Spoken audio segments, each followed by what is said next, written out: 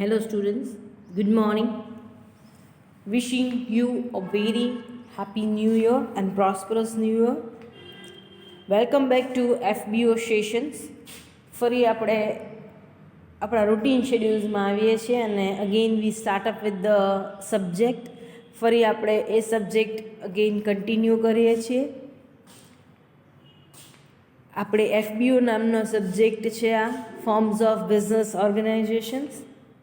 તમે બધા ન જ ભૂલ્યા હોય, આઈ એમ damn sure, though I wish to take a recap sessions, છતાં આપણે એક બ્રીફ રિવિઝન કરી લેશું સબ્જેક્ટિવ, એટલે તમને લોકોને અગેન એક લિંક રહે સબ્જેક્ટની, કારણ કે બહુ ટાઈમ થઈ ગયો છે, આપણે બહુ બધા લાંબા બ્રેકે ફરી એકવાર મળ્યા છીએ એટલા માટે. Again come back to study. ફરી ચલો જોડાઈ જાઓ બધા સ્ટડી માટે. આપણે વેકેશન પહેલાં, દિવાળી વેકેશન પહેલાં આપણે લોકોએ યુનિટ 1 કમ્પ્લીટ કરેલું હતું. All together you need to study a 4 unit in this particular subject. આખા સેમિસ્ટરની અંદર તમારે 4 યુનિટ આ સબ્જેક્ટની અંદર ભણવાના રહેશે. યુનિટ 1 આપણે દિવાળી વેકેશન પહેલાં જ કમ્પ્લીટ કરી લીધું હતું, અને યુનિટ 1 કન્સિસ્ટ 2 ચેપ્ટર, એની અંદર 2 ચેપ્ટર હતા. First chapter was related with the human occupations. એ માનવીય વ્યવસાય રિલેટેડ હતા, અને in that particular chapter we have studied a 4 portion, different portions. એ ચેપ્ટરની અંદર યુનિટ 1 છે, એમાં ચેપ્ટર નંબર 1 હતો હ્યુમન ઓક્યુપેશન.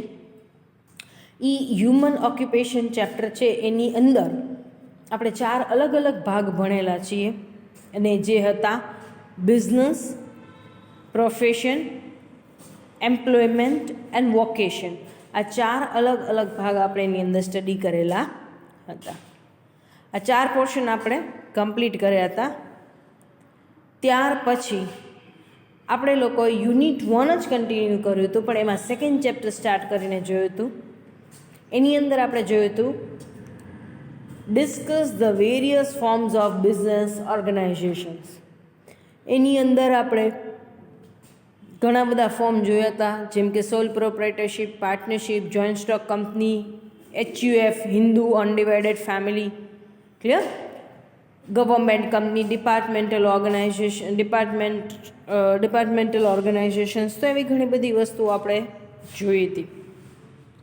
અલગ અલગ બિઝનેસના ફોર્મ્સ જોયા હતા 7 to 8, અને આપણે ડિસ્કસ કરેલા હતા. લાસ્ટ સેશન છે દિવાળી વેકેશન પહેલાંનો આપણો લેક્ચર હતો એની અંદર. સો દિવાળી વેકેશન પહેલાં આપણે લોકો યુનિટ 1ના 2 ચેપ્ટર કમ્પ્લીટ કરેલા હતા, હ્યુમન ઓક્યુપેશન, અને સેકન્ડ હતું various forms of business organisation. Second ચેપ્ટરની અંદર માત્ર એક જ ક્વેશ્ચન હતો, discuss the various forms of business organisation, અને એ જ આપણે કમ્પ્લીટ કરેલો હતો. Clear? So today onwards we are starting with the unit 2. આજથી આપણે શરૂ કરીએ છીએ આપણું unit 2. Unit 2 consist of 2 chapters. Unit 2ની અંદર 2 ચેપ્ટર છે. બહુ બેઝિક ચેપ્ટર છે. Somewhere down the line you may come across with this particular chapter somewhere in 11th and 12th. આ બહુ સિમ્પલ કન્સેપ્ટ છે, બહુ સિમ્પલ ચેપ્ટર્સ છે. ક્યાંક આ ચેપ્ટરને તમે 11th અને 12thમાં ભણેલા છો. પ્રાયોર તમે આ સ્ટડી કરેલા છે કન્સેપ્ટ. ક્યાંક 11th 12thમાં આ કન્સેપ્ટ છે એ તમે સ્ટડી કરેલા છે. ક્લિયર? સો તમને ખાલી યુનિટ 2નું બ્રીફિંગ આપી દઉં છું કે કેવી રીતના અંદર શું આવશે ભણવાનું. Clear? So unit 2 consist of 2 chapter, sole proprietorship and partnership. આની અંદર તમને એ સારો ઓપ્શન્સ મળશે કે એક ક્વેશ્ચન સોલ પ્રોપ્રાઇટરશિપમાંથી હશે, અને સેકન્ડ ક્વેશ્ચન તમને શેમાંથી ઓરનો પૂછાશે? પાર્ટનરશિપનો પૂછાશે. Clear? Majority time, I am not saying every time, but every time this is the things, I am not saying the same thing, પણ મેજોરિટી ટાઈમ એવું હોય છે કે ઘણી બધી વાર સોલ પ્રોપ્રાઇટરશિપના ઓરમાં કયો ક્વેશ્ચન્સ પૂછે છે એ લોકો? પાર્ટનરશિપનો. પણ દર વખતે આ જ સિનારીઓ હોય છે એવું ધારીને બેસવું યોગ્ય નથી. Clear? So sole proprietorship and partnership એવા બે ઓપ્શન્સ, બે ચેપ્ટર્સ તમારે સ્ટડી કરવાના રહેશે. હવે how many topics you need to study in a sole proprietorship and a partnership that we will discuss today. કેટલા ટોપિક, કયા ટોપિક્સ તમે સ્ટડી કરશો સોલ પ્રોપ્રાઇટરશિપ અને પાર્ટનરશિપની અંદર એ આજે આપણે જોશું. સોલ પ્રોપ્રાઇટરશિપ, સોલ પ્રોપ્રાઇટરની અંદર શું ડિસ્કસ કરશું? તો કે introductions, meaning and definition of a sole proprietorship, characteristics, advantages અને ડિસએડવાન્ટેજીસ ઓફ સોલ પ્રોપ્રાઇટરશિપ. આટલા ટોપિક્સ કમ્પ્લીટ કરીએ છીએ. મેજર આમ જોવા જઈએ તો એની અંદર 3 ટોપિક છે: કેરેક્ટરિસ્ટિક્સ, એડવાન્ટેજીસ અને ડિસએડવાન્ટેજીસ ઓફ સોલ પ્રોપ્રાઇટરશિપ. આટલું કમ્પ્લીટ થઈ જાય એટલે તમારું સોલ પ્રોપ્રાઇટરશિપનું chapter complete. Unit 2 chapter number 1 complete થઈ જાય છે. Then come down to the partnership.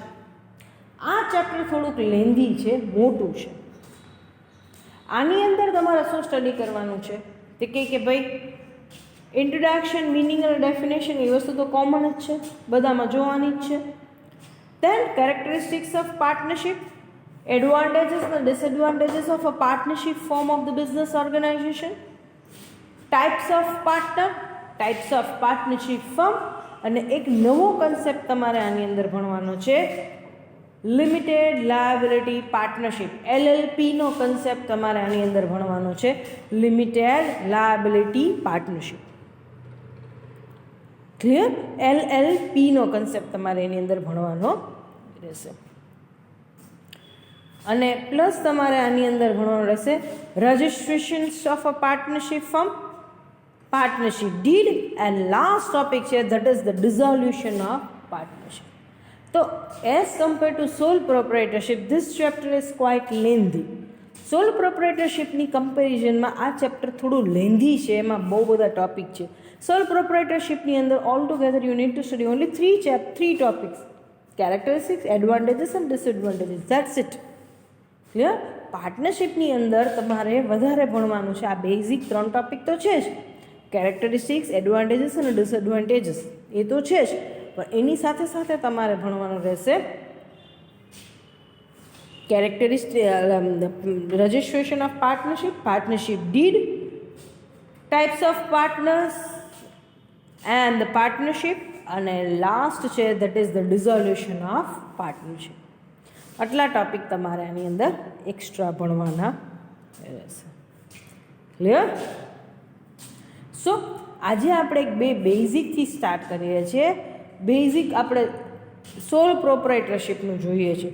So today we are starting with the unit 2 chapter number 1 sole પ્રોપ્રાઇટરશિપ.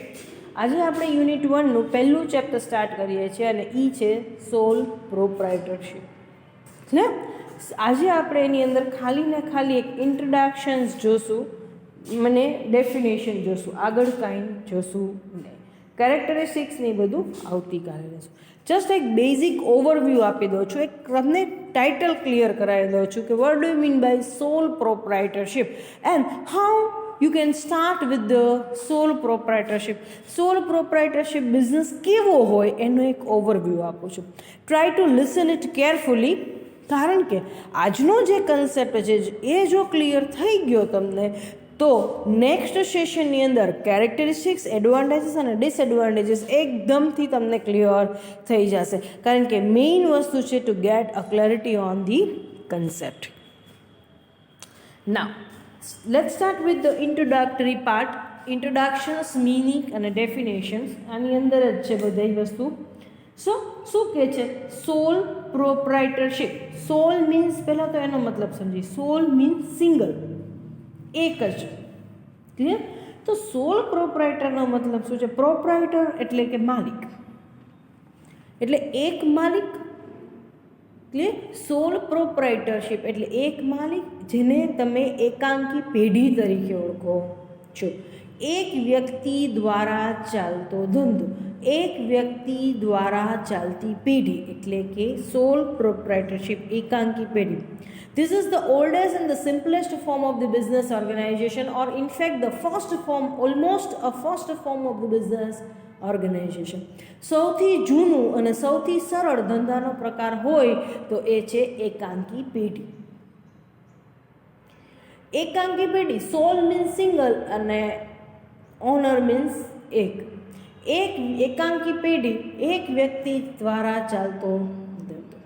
Here the single owner manage and run its business. Single owner basically responsible to take all the decisions related to the business, and the single person is responsible for capital investment.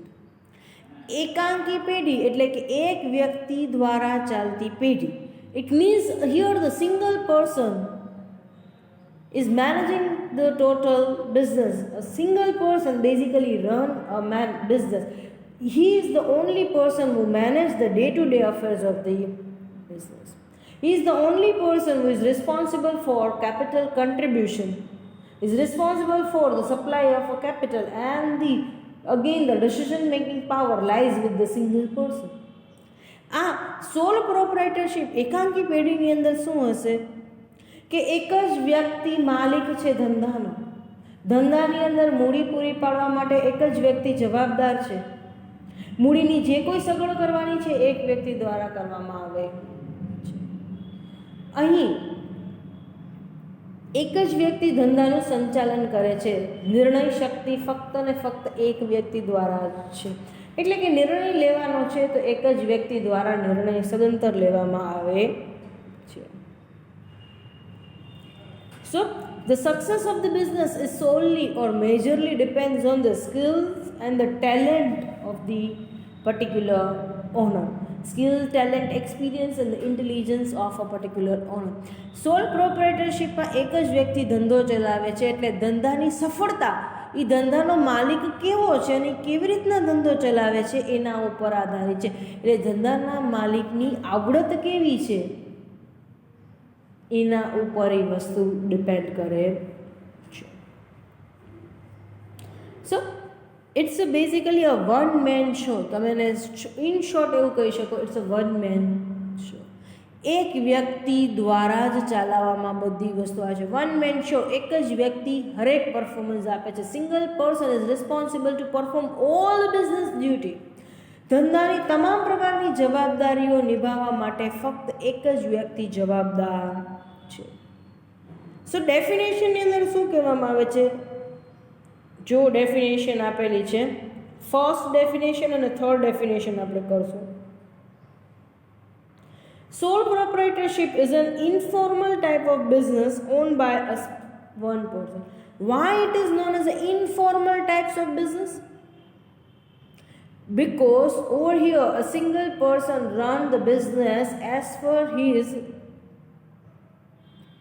intelligence, as per his knowledge. એક જ વ્યક્તિ ધંધો ચલાવે છે એની આવડત મુજબ અને એના જ્ઞાન, એના નોલેજ મુજબ. તો બહુ ઘરેલો બિઝનેસ ચાલતો હોય છે. Over here they don't frame the certain policies, rules and regulations. એવી બધી વસ્તુઓ અહીંયા હોતી નથી. સ્ટ્રેટેજી, મિશન, વિઝન, પોલિસી, આવી બધી વસ્તુઓ એકાંકી પેઢીમાં હોતી નથી. Because the single person run the business according to his knowledge and according to his convenience. એક જ વ્યક્તિ ધંધો ચલાવે છે, એની અનુકૂળતાની મુજબ એ ધંધો કરે છે. એના જે કંઈ એનું નોલેજ છે એના અનુરૂપ થઈ અને એને એના નોલેજના દાયરામાં રહી અને એ ધંધો ચલાવે છે. So it's a highly informal form of the business organisations. Clear? Next શું કહેવામાં આવે છે? થર્ડ ડેફિનેશન શું કહે છે? Sole proprietorship is a form of a business where the individual proprietor is a supreme જજ of all the matters pertaining to his business. That means sole proprietorship is such a kind of the business where the individual proprietor, એક જે વ્યક્તિગત માલિક છે એ વ્યક્તિગત માલિક જ પોતે ધંધો ચલાવે છે. એ જ બધા ધંધાને લગતા નિર્ણયો લે છે, ધંધાને લગતું સંચાલન એ જ કરે છે. ધંધામાં જો મૂડીની જરૂરિયાત ઊભી થાય તો એ પૂરી પાડવા માટે પણ એ માલિક જ જવાબદાર ક્લિયર? સો જજ of all the matters pertaining to his business. pertaining એટલે લગતી, એટલે ધંધાને લગતી હરેક મેટર માટે ડિસિઝન્સ કોણ લેશે? સોલ જજ of all matter related to the business. ધંધાને લગતી હરેક મેટર છે, હરેક બાબત છે, એને લગતા નિર્ણયો કોના હાથમાં હશે? સોલ પ્રોપ્રાઇટરના હાથમાં હશે. ક્લિયર?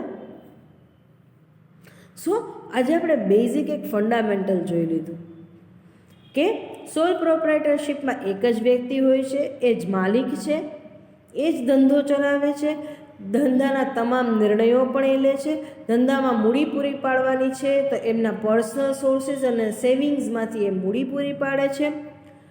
બીજું કોઈ ભાગીદાર નથી કે મૂડી પૂરી પાડે, કે બીજો કોઈ એવો સોર્સ નથી કે જ્યાંથી મૂડી ઊભી કરી શકાય છે, જેમ કે જોઈન્ટ સ્ટોક કંપનીમાં શેર બહાર પાડીને મૂડી ઊભી કરી શકાય છે, એવું તો અહીં છે નહીં. પ્રોફિટ થાય તો એ ઓનરનો, લોસ થાય તો પણ એનો. કોઈ પ્રોફિટ શેરિંગ કે લોસ શેરિંગ છે નહીં. અનલિમિટેડ લાયબિલિટી, અમર્યાદિત જવાબદારી છે. ધંધાની જે કોઈ બી જવાબદારી આવે એ ઓનરની છે. એઝ ધ સિંગલ એન્ટિટી, ધંધો અને વ્યક્તિ બંને અલગ અલગ નથી, એક જ છે. ધંધો અને માલિક, પેઢી અને માલિક બંને એક અસ્તિત્વ ધરાવે છે. કાલ સવારે કોઈ પેઢીનું દેણું હશે, if dues are there, in that particular case person is personally responsible for repayment of dues. જો ધંધાનું કોઈ દેણું થઈ જશે તો એ માલિક છે એને એની વ્યક્તિગત મિલકત પણ વેચી અને ધંધાનું દેવું ભરવું પડશે, કારણ કે વ્યક્તિ અને પેઢી કાયદાની નજરમાં કોણ છે? એક છે. ક્લિયર? અમર્યાદિત જવાબદારી છે, જવાબદારીનું કોઈ મર્યાદા છે નહીં, કારણ કે એક જ તો વ્યક્તિ છે, એ જે જવાબદારી આવે એ એમને તો બેર કરવાની છે. અહીંયા કોઈ જવાબદારીની વહેંચણી છે નહીં. નો શેરિંગ ઓફ લાયબિલિટી. સો અહીંયા આજે આપણે કન્સેપ્ટ જોઈ લીધો, ઇન્ટ્રોડક્શન, ડેફિનેશન્સ બંને વસ્તુ જોઈ લીધી છે. હવે આપણે આવતીકાલના સેશન્સથી, ઓર ઇનફેક્ટ હવે સીધું નેક્સ્ટ વીકમાં આવે છે, ત્યારથી આપણે લોકો કેરેક્ટરિસ્ટિક્સથી આ યુનિટ અને આ ચેપ્ટર કન્ટિન્યુ કરશું. Thank you so much for this session.